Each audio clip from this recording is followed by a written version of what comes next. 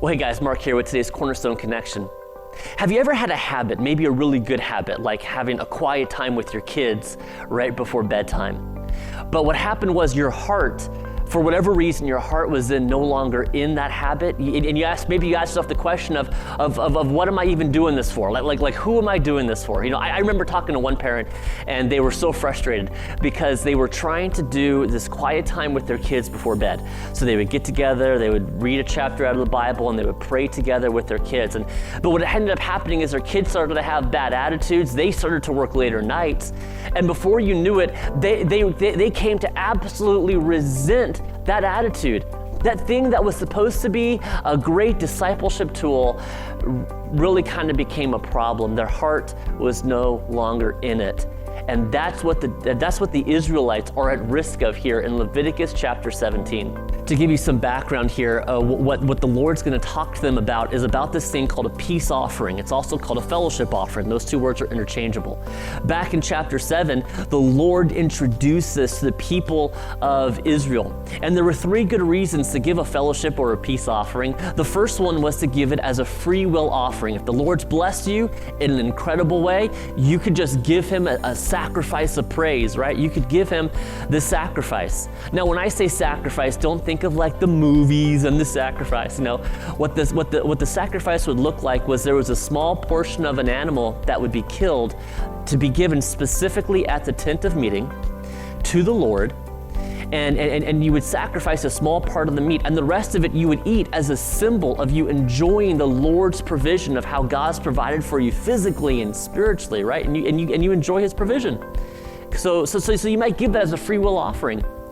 You could also give it to the Lord as a way of saying that you have fulfilled a vow. You might give a peace offering. So if you remember in the Old Testament, Hannah, who was the mother of Samuel and couldn't have the child, and prayed and said, Lord, if you give me this child, I will offer my firstborn to you to be served by you. Not in a weird way, you guys, but to be served by you, right? And so when Samuel was born, she brings Samuel to the temple to be used by God, but she also brings a peace offering with her. And this is a way of saying, I have fulfilled my vow to the Lord, and there's no resentment.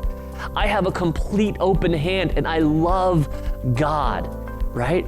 So you might give a free will offering as a peace offering. You might give a peace offering as a way of saying, Lord, I have fulfilled my vow and there's now no resentment between us.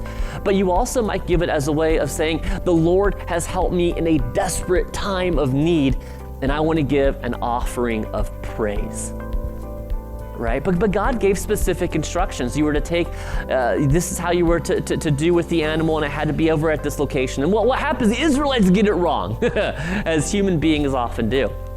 And so in chapter 17, it opens up here. It says, and the Lord spoke to Moses, saying, speak to Aaron and his sons, and to all the people of Israel, and say to them, this is a thing that the Lord has commanded. If any one of the house of Israel kills an ox or a lamb or a goat in the camp, or kills it outside the camp and doesn't bring it to the entrance of the tent of meeting as a gift to the Lord in front of the tabernacle of the Lord, blood guilt shall be imputed to that man. You see, Israelites, they were killing animals outside of the camp and saying, boom, peace offering. That was not a peace offering. That was like, this made me think of, okay, guys, have you ever been in a situation where your wife told you something and you were like, yeah, totally, got it, right? And you did not get it though. And time happened later, you forgot the thing, wife gets mad at you, so what do? You go off and you get some gift. Your heart's not really in it, but you're getting a gift so that she won't be mad at you anymore, right?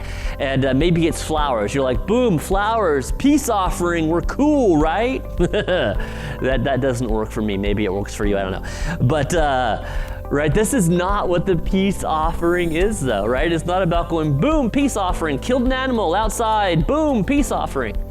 Not at all. God says, in fact, that is the worst thing you could ever do because you're forgetting who it is that you're doing this for.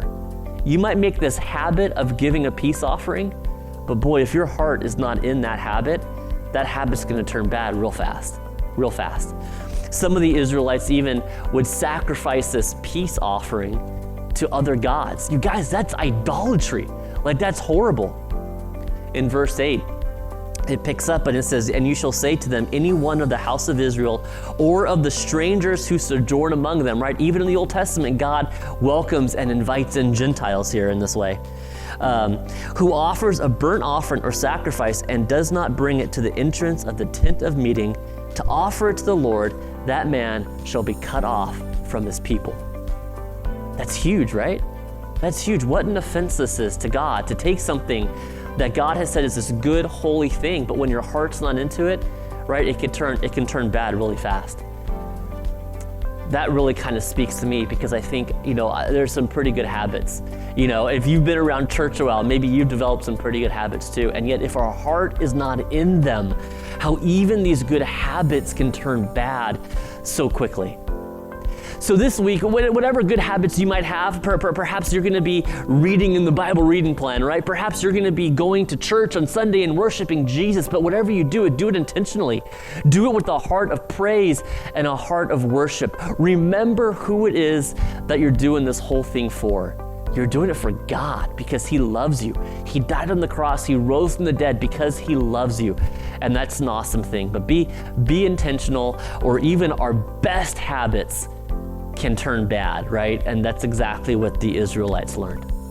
Well, hey, thanks for watching. Praying for you as you seek to please the Lord with your habits by putting your heart into it and remembering who it is that you're doing it for. God bless. See you next time.